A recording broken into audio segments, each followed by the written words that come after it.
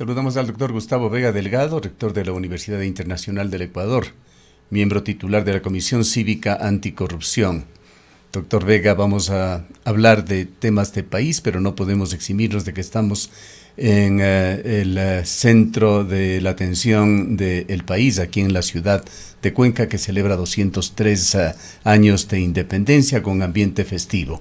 La ciudad se ha vestido de gala, fiestas que hay que destacarlo se han desarrollado con enorme tranquilidad, con un excelente marco de seguridad, sin exageraciones de ningún tipo en cuanto a presencias policiales o militares, sino predominando sobre todo ese espíritu pacífico, amigable de la ciudad que hace la delicia de miles de visitantes, no solamente de Cuenca, sino del exterior, que han llenado sus calles, en buena medida peatonalizadas en el centro, realmente poniendo un marco festivo y muy agradable para esta urbe. Iniciemos con esto antes de ingresar en los problemas del país.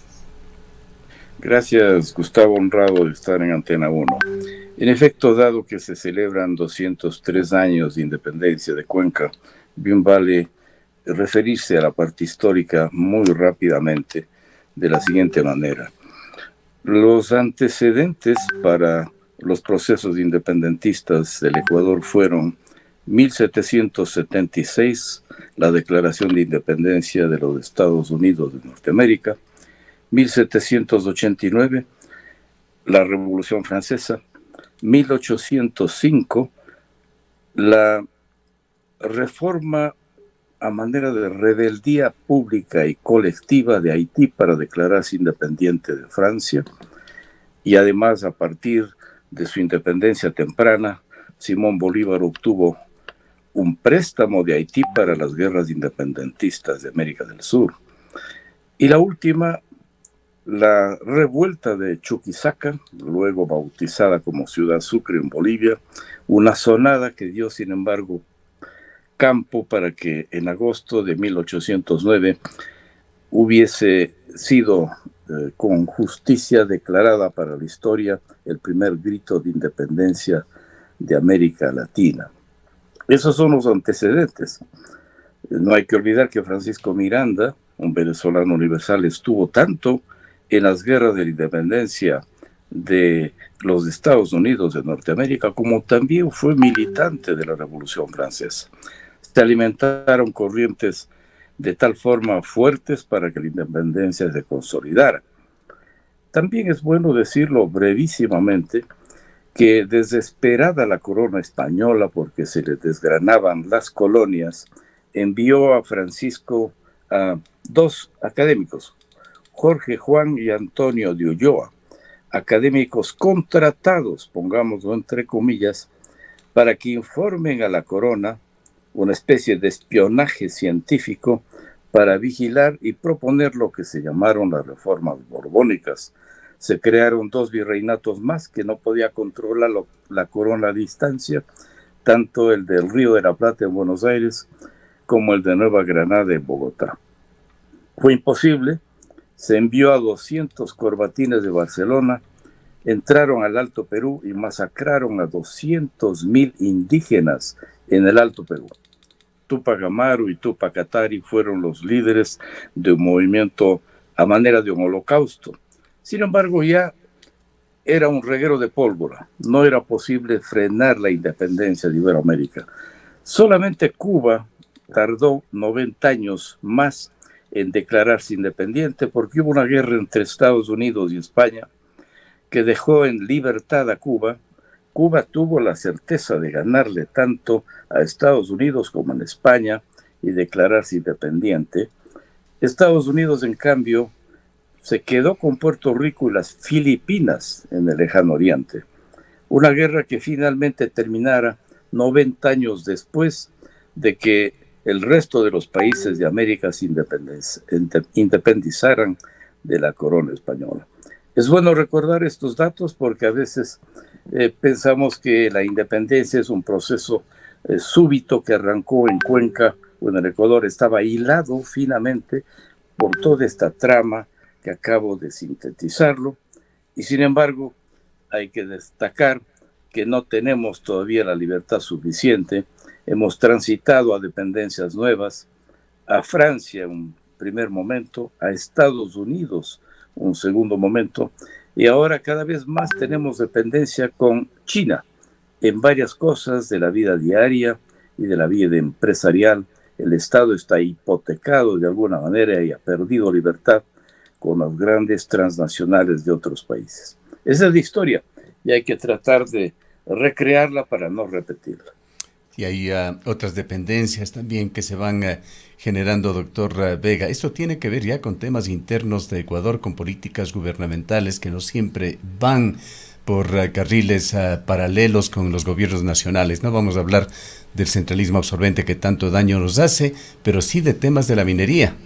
Una de las maravillas de Cuenca son sus 4 ríos, hoy con muy poca agua y que han sido motivo de referencias en el país, recordando o refrescando la importancia que tiene Cuenca y el austro del país en la generación de energía eléctrica. Pero hay amenazas que se ciernen con respecto a la minería. Hay pedidos que los podemos entender de los sectores mineros de mayor seguridad jurídica que están en contra incluso de consultas populares que se han realizado en esta parte del país y a nivel general. Y hay ese riesgo de que el poder de las compañías mineras venzan a estos criterios ciudadanos que se han dado con respecto a Cuenca en la defensa del agua. Estamos asistiendo también a una pequeña revolución medioambiental que se está dando en Panamá, seguramente usted lo estará siguiendo, en el cual incluso el clero ha salido al frente en un comunicado que lo publican el día de hoy, que entre otras cosas señala lo siguiente. Permítame leer un párrafo del comunicado de la Iglesia panameña. Dice: como Iglesia reconocemos la complejidad de la situación actual y reiteramos que la protesta social pacífica es un legítimo derecho que históricamente se ha ejercido de múltiples formas, con represión, amenazas, heridos, presos y violencia. No vamos a arreglar nada con eso, pero señala: el modelo consumista y extractivista genera graves daños para la vida humana y el medio ambiente. Si bien genera mucho dinero, no contribuye al desarrollo humano integral de políticas que aseguren la protección y conservación de nuestros más valiosos recursos. Poner el bienestar económico por encima de la vida es un grave error. Ayer dialogábamos con el ministro Santos, el ministro de Energía. Exponíamos, haciéndonos eco de la revista Plan B, que ha sacado unos reportajes realmente estremecedores sobre lo que está sucediendo con el proyecto Mirador, allá en abandonados sectores del oriente ecuatoriano, que se encuentran además, dicho sea de paso, aislados bajo el control de empresas chinas, con unos atentados gigantescos al medio ambiente, incluso la destrucción de 2 ríos en esa zona. Quizá una reflexión sobre Cuenca, estos proyectos amenazantes, Río Blanco, Quimsacocha, y lo que puede venir en un próximo gobierno, siguiendo una senda que los 3 últimos gobiernos lo han promovido. En efecto, Gustavo, usted ha hecho una síntesis muy apretada, pero precisa, de los últimos conflictos que se han dado respecto de los problemas de minería extractiva en el austro. Particularmente es bueno mencionar con mucha entereza que hasta el propio ministro Santos, que está ya de salida, por supuesto, sin pena ni gloria, este gobierno se acaba, el ministro Santos arremetió contra la consulta popular y minimizó la decisión mayoritaria del pueblo ecuatoriano en ofrecerle un sí al Yasuní, y en el caso de Pichincha, un sí al Chocó andino, en donde es otro tesoro de la humanidad, esa parte subtropical húmeda y neblinosa que tiene la cordillera de Pichincha camino a Santo Domingo de los Áchilas, que fue también aprobada con un sí rotundo en favor de que se libere de la minería extractiva, sectores que son un patrimonio de la humanidad, como usted lo ha dicho. El ministro Santos quiso minimizar la consulta y sacó de la manga argumentos que la consulta podría tener impacto con la Constitución. Me pareció es una insolencia. Yo creo que es importante el hecho de que estemos atentos, porque en esta última etapa de menos de 2 meses que le queda al actual gobierno, algo querrán hacer para dejar atando, poniendo esposas, poniendo grilletes que permitan de nuevo encima de la consulta popular, tanto a nivel nacional reciente como antes, sobre las 15 cochas, que fue un rotundo sí del pueblo del Austro para salvar la realidad vital que significa el primer patrimonio que tiene Cuenca, el agua, antes que su patrimonio cultural, es el patrimonio natural. El macizo del Cajas fue declarado también patrimonio de la biosfera. Por tanto, no podemos caer en el riesgo de otros lugares. Lo ha citado usted bien, Panamá está viviendo momentos de convulsión. Quisiera citar también el caso de un país pequeño, pero que es un titán, Uruguay, un país extraordinariamente desarrollado. En Montevideo hubo la denuncia de que se quedaba sin agua. Esto porque se había mercado los subsuelos acuíferos de la ciudad y de este pequeño país que es tan importante para la supervivencia de su población. Se había ofrecido a transnacionales alemanas, sobre todo, la venta de los acuíferos subterráneos de Montevideo. Es un tema que pasa por la voracidad transnacional y no tiene límites. Ningún país en ese sentido es inocuo o inocente. Por tanto, toca al pueblo que vive sobre un terreno dado defender lo que significa el patrimonio principal. Vayamos, parece que tenemos un breve corte con la señal del doctor Gustavo Vega. Esperemos que se recupere. Estamos dialogando con el doctor Gustavo Vega Delgado. Tuvimos un breve corte, Gustavo, a ver si retomamos. Sí, sin duda. Yo creo que es necesario que el pueblo cuencano, que ventajosamente está levantado y en ristre motivado, defienda su principal recurso, que es el agua, en contra de trucos, mañas, roñas que podrán hacer las mineras en compadrazgo con un gobierno que se va. Bien, vayamos a lo que se viene, doctor Vega, un nuevo gobierno que asumirá el último día de este mes o el 1 de diciembre. Esas son las probabilidades. Daniel Noboa fuera del país, ha trascendido muy poco de lo que viene haciendo, encuentros con importantes personajes europeos. Sí, ayer una reunión en la que ha expuesto su plan de empleo y seguridad ante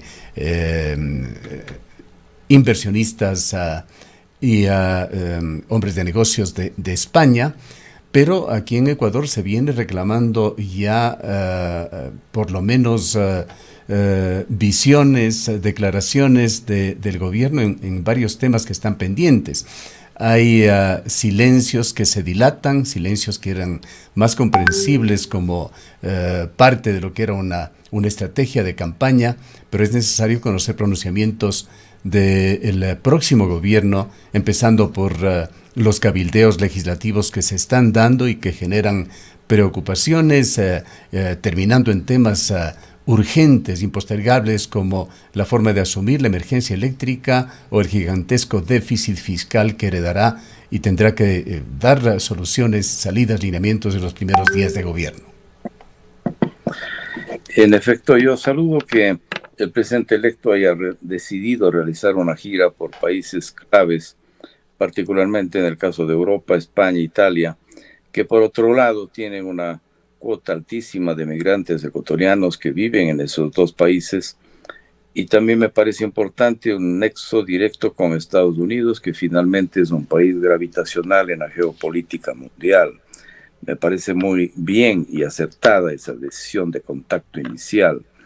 Sin embargo, yo creo que es necesario decantar en comisiones mucho más ejecutivas problemas migracionales que tenemos precisamente con nuestros ecuatorianos en el extranjero, definir una política en donde tengamos más dignidad y evitar toda esta tremenda odisea que tienen nuestros migrantes, no solo ecuatorianos, en atravesar una zona que ha sido vedada para el tránsito humano, la zona de Panamá, del Darién, la selva que ha sido inexpugnable antes y sin embargo hollada ahora por millares de migrantes que buscan mejores futuros en el tránsito hacia el norte.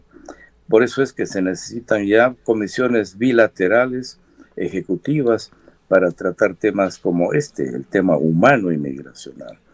Yo diría que también es necesario que el presidente Noboa tenga mucha más entereza en las relaciones multinacionales, multilaterales, para que no tengan los ecuatorianos que pasar la ignominia de sacar una visa Schengen cada vez que quieren visitar por razones turísticas, familiares, académicas, científicas o inclusive empresariales algunos países de la Unión Europea.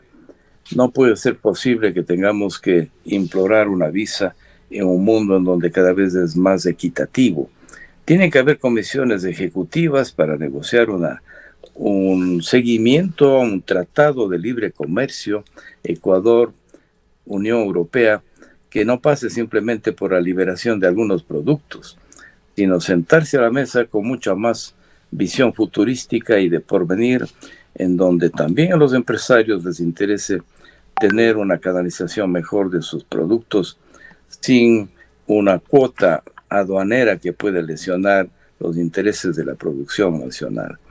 Y por cierto, lo más preocupante, usted lo ha dicho, es el tema interno del país. A finales de diciembre se pronostica que no habrá un 13º sueldo para el sector público. Y algunos están ya ofreciendo cantos de sirena de cuál puede ser la solución al déficit. Subir 3 puntos porcentuales al IVA, una hipótesis. Segundo, subir el impuesto a la migración de capitales. 2. Tercero, subir los impuestos en general a la población. No sabemos con qué focalización. Y 4, lo más peligroso, someterse a los designios mandatorios del Fondo Monetario Internacional, en donde quisiera obligar al país para un préstamo que nivele sus escuálidas finanzas, para nivelar apenas un déficit fiscal horroroso, que tengamos que pasar por la imposición, por ejemplo, de que se tenga que aceptar un incremento de los combustibles. Posiblemente se necesita algo mucho más científico, focalizar el bono del gas para que usen los que realmente necesiten en su vida diaria y no aquellas empresas o grupos que tengan poder económico como para mal usar un bono del gas a un precio tan bajo. Se necesita trabajar sobre ese tema y, por cierto, también negociar con los sectores vivos de la sociedad, tener un diálogo directo con los sindicatos de trabajadores, con los maestros de escuela, colegio y universidad, que se tenga la preocupación de que el sacrificio del déficit no vaya a encerrar las arcas para las finanzas universitarias públicas. Y también es importante el hecho de que se tenga que negociar qué va a ser realmente sobre el mantenimiento del sistema de seguridad social del país, que se ha dicho para muchos que está en bancarrota y que necesita ser privatizado.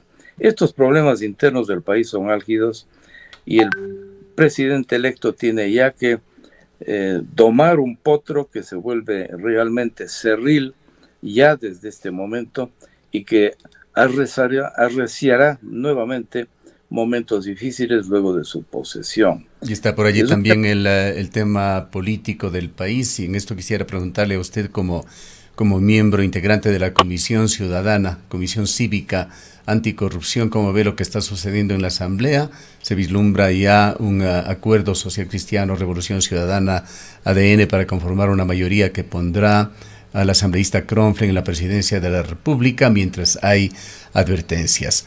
Es necesario, sin duda, llegar en el Ecuador a la construcción de acuerdos mínimos en el ámbito político, pero construye gente buena. El partido de Fernando Villavicencio advierte que estos pactos no deben implicar impunidad. Pactar con el correísmo en la Asamblea Nacional, dicen, llevará en menos de un año a ser nuevamente sujetos a la extorsión a cambio de impunidad. ¿Cuál es su criterio? En efecto, No será la primera vez que entre el Partido Social Cristiano y el correísmo existan alianzas, acuerdos. Se han dado ya en la historia reciente formas de acuerdos que a veces no han sido precisamente transparentes. Yo creo que en general un país tiene que estar maduro para reunirse con todos los sectores, sin anatemizar a ninguno, pero transparente, sobre la mesa, acuerdos que se vean visibles y que en honor de un país que necesita ser salvado, moros y cristianos, tirios y troyanos, todos, izquierda, derecha, cualquier partido que se crea en un diapasón distinto de la doctrina y de la práctica, deberá sentarse a mirar cómo salvar un país. Hace 25 años se firmó el último momento del tratado de acuerdos de paz con el Perú. Ecuador y Perú, después de casi 200 años de conflicto, llegaron a un acuerdo saludable. Pero sucede que, si bien la dispersión de los odios antes externos visibles en el conflicto con el Perú se canalizaron hacia odios internos y ha habido mucho canibalismo casa adentro en el Ecuador. Necesitamos de nuevo tener niveles de fraternidad racional. Yo creo que es muy importante que esos acuerdos sean transparentes, no como lo que pareció ocurrir con un país que asistía a un gobierno que se va y que de pronto querían dejar de por medio a un contralor para que le proteja la retirada.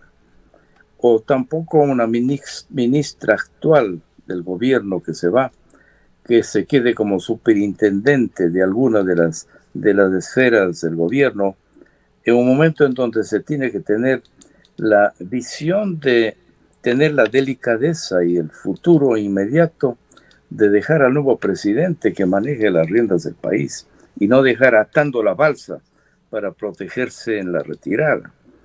Tampoco creo yo que es bueno para el país lo que en efecto ha ocurrido con el Consejo de Participación Ciudadana, que solamente un miembro fue relevado en funciones, bien por la Corte Constitucional, pero tenía que activar también una desaceleración de los otros miembros que votaron sobre temas inconstitucionales.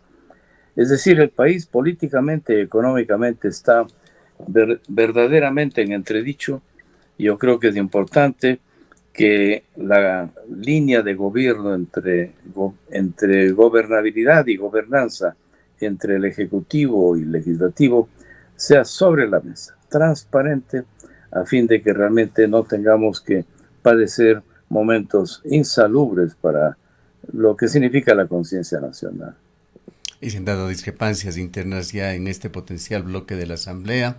Rafael Correa ha dicho que sí se perseguirá realizar un proceso, posiblemente un juicio político en contra de la fiscal Diana Salazar, la ha tachado de ridícula e inepta, y el correísmo por otra parte ha condenado el allanamiento a la prefectura de Pichincha. Cronfle dice que el tema de la fiscal no está en la agenda. En todo caso, no se perfilan las cosas de la mejor manera en esta nueva etapa legislativa que comenzará en menos de 15 días. En efecto, es un tiempo muy deleznable. Pensamos que tiene que haber un ministro de gobierno muy sagaz por parte del presidente Noboa para que maneje las relaciones con el legislativo de la manera más adecuada posible, sin tronchas, sin obviamente repartos, pero ciertamente en base de ejes programáticos en la relación del manejo del poder que tienen los dos poderes principales del Estado. Y por otro lado, en manos de la justicia, el Consejo actual de la Judicatura, que deja mucho que desear, más que en manos de la Corte Nacional de Justicia, en manos de la Corte, el Tribunal de Constitucionales, que es una instancia sumamente histriónica y politizada, por lo menos por parte de algunos representantes, deja mucho que desear. No hay seguridad jurídica, los jueces seguirán liberando a delincuentes, sean de cuello blanco o del narcotráfico, por miedo o por coima. El tercer poder del Estado para muchos países es el primero, la justicia. Sin embargo, nosotros creemos que en el caso del Ecuador, lo único que tenemos una visión transparente en este momento es la presencia de un nuevo presidente en el Ejecutivo. Y no sabemos qué pase con un grupo colegiado tan disperso y tan, yo diría, multidimensional en lo que significan sus intereses para buscar que este país sea mejor. Estaremos no solamente expectantes, creemos que los ciudadanos tenemos voz y voto para opinar en los medios como hace Antena 1 para alertar y con la pedagogía periodística que se requiere, que los ciudadanos en efecto asuman el rol de ser custodios de un país que está en etapa crítica, y si no podemos ser desesperanzadores, decir que sin duda una tabla de salvación se necesita en la medida en la cual todos nos involucramos.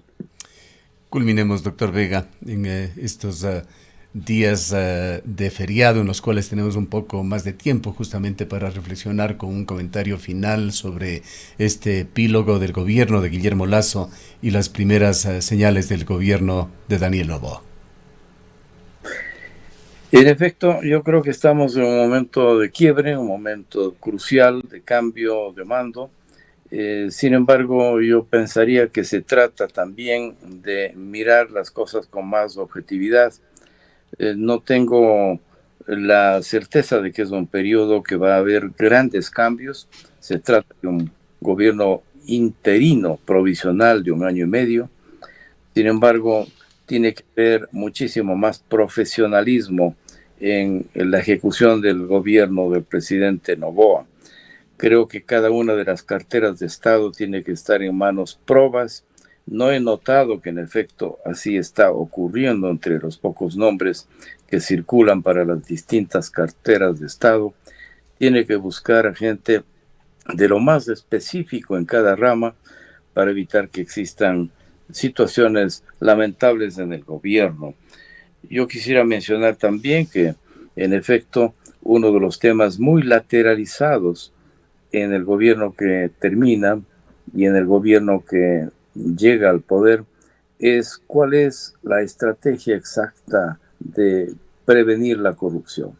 Se sabe que aproximadamente por la corrupción se escapa entre un 4 y un 5% del PIB, que a veces nivela el 4 o 5% del PIB que los ecuatorianos residentes en el extranjero envían de vuelta al Ecuador como remesas, pero que no haya una ley reformatoria de la extinción de dominio para quienes hayan robado al Estado, que tengan que devolver el dinero, que no hay una ley de extinción de dominio actual y fehaciente, es una tarea que tiene que estar en manos del Poder Legislativo para que la corrupción en efecto se marginalice, se minimice y eventualmente sea sometido al término de una decisión colegiada del país para que no azote al pueblo de la manera que hemos tenido. Porque junto con el narcotráfico se da mucho énfasis en el narcotráfico, en la delincuencia, lo cual está correcto, pero se minimiza el tema de la lucha contra la corrupción. Tampoco se trata de crear una secretaría de gobierno para luchar contra la corrupción. Eso es nombrarle al gato despensero. No podemos nombrarle al ratón custodio del queso. Tiene que alentarse comisiones cívicas anticorrupción desde el respaldo transparente y sin meter las manos desde el gobierno para que la lucha contra la corrupción sea una política de Estado.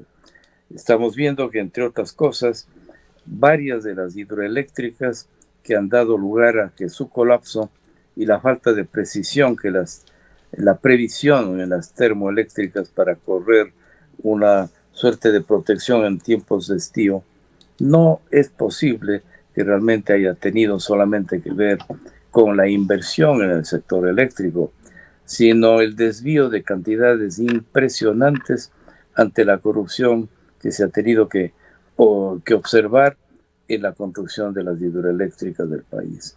Por tanto, yo diría que esos temas claves tenemos que todos los ecuatorianos estar vigilantes y ser actores de un proceso, porque un país no lo guía solamente un presidente, un diputado, un abogado juez, lo guiamos todos desde distintos campos y buscando que zapatero a tus zapatos, cada uno hagamos lo propio en cada trinchera de nuestra propia actividad. Muchísimas gracias por habernos acompañado, doctor Vega. Gracias, Gustavo. Doctor Gustavo Vega es el rector de la Universidad Internacional del Ecuador, miembro de la Comisión Cívica Anticorrupción. Y a propósito